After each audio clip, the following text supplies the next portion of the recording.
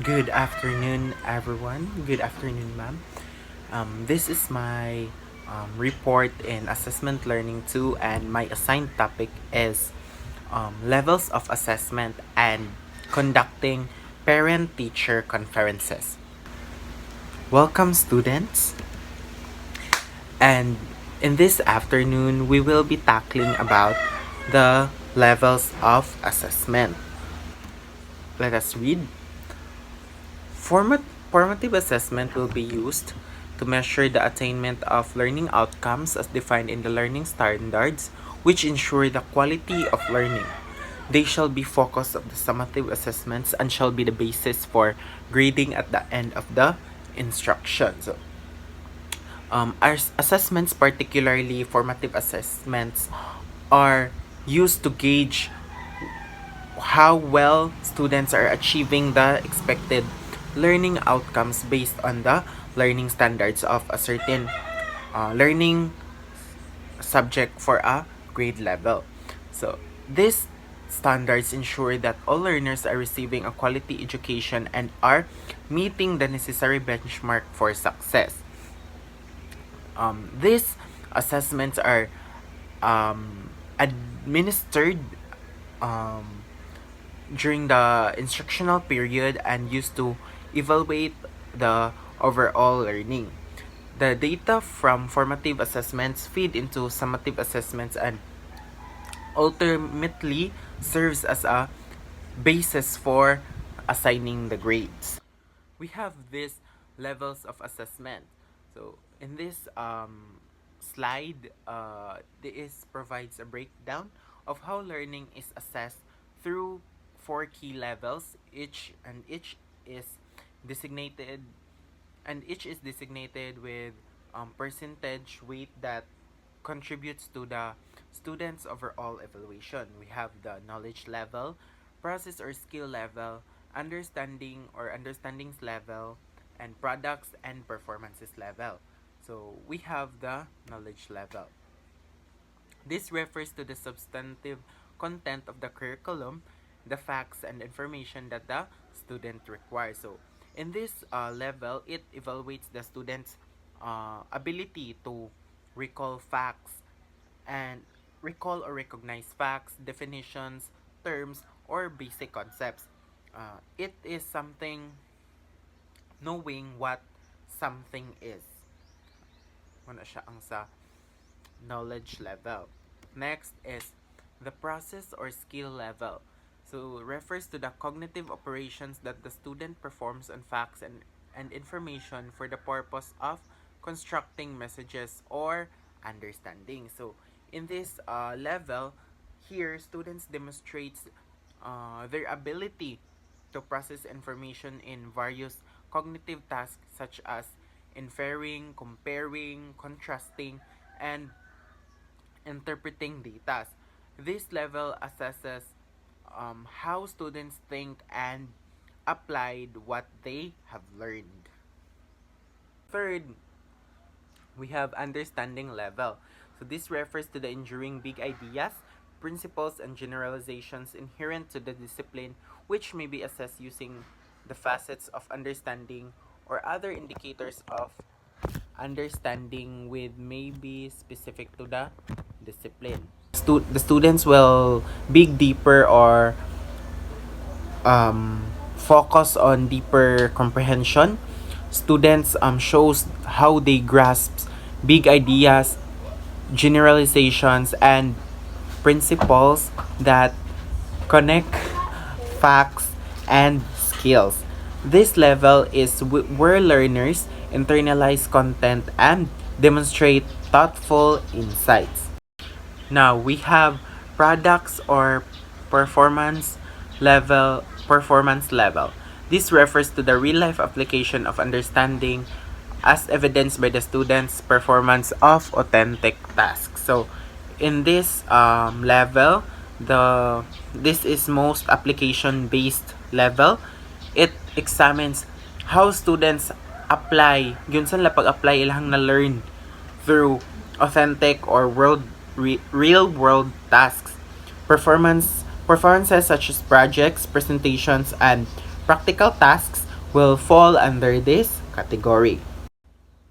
Now we have planning and implementing teacher parent or parent teacher conference. So, why do you think it is important to have this parent teacher conference? Okay. Parent teacher conferences become productive when they are carefully planned and the teacher is skilled in handling such conferences. Skills in conducting parent teacher conferences can be developed.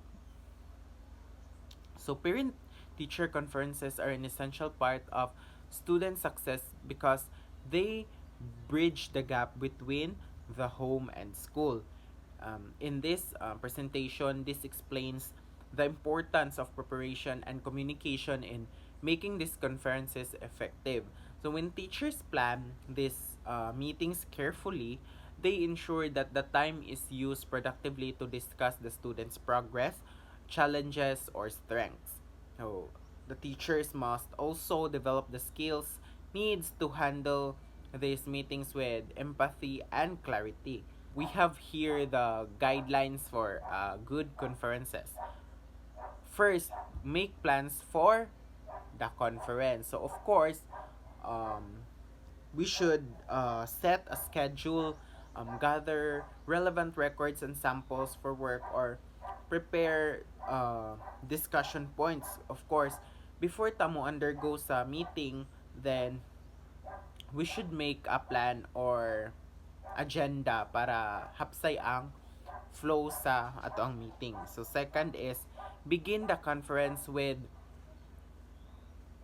a positive manner.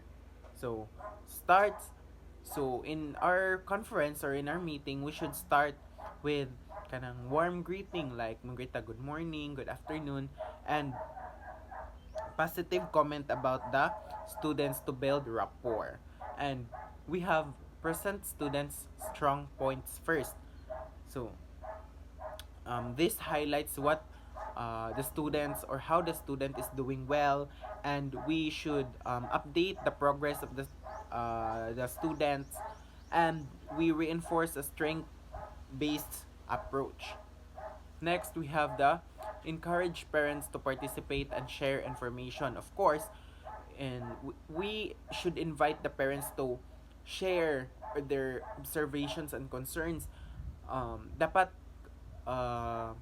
mo explain ta nila nga mo ni siya mo ni ilahang uh, mo ni progress sa imong anak. Then we should also kanang mangayo bitaw ta sa ilang kung ano hala unsa din ni siya sa ilang sa inyong bay unsa iyang buhat sa inyoha ingana.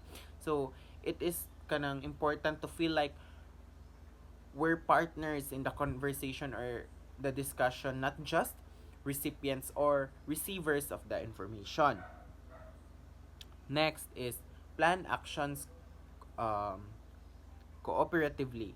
So we work with parents to come up with different strategies or different interventions to support the student. So shared responsibility often leads to better outcomes. We have end the conference with a positive comment.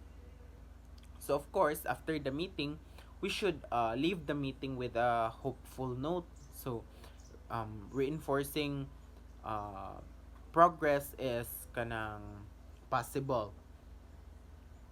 Ano man, of course, we should kanang as teachers, we should look forward nga uh, kanang bitang we should look forward that our students will be a good student or a good citizen in the society. Now, you and last is use good human relations skills during the conference. So, we should practice active listening, we maintain eye contact, we don't use kind of mga complicated or highfalutin words.